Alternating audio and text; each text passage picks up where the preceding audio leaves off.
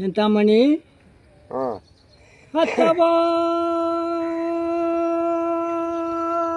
అత్తవారిచ్చిన పండు అంటూ మామిడి తోట దావీదులకు విక్రమించి నీకు ఇచ్చినానే.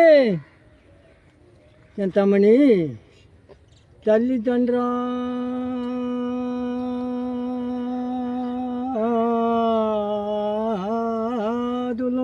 సంపాదించిన భారత భూమి నీకు రాసిచ్చినానే.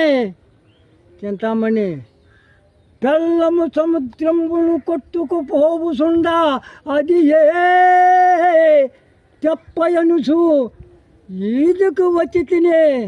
చింతామణి తొదకు నన్ను ఈ గతి తప్పిందివే.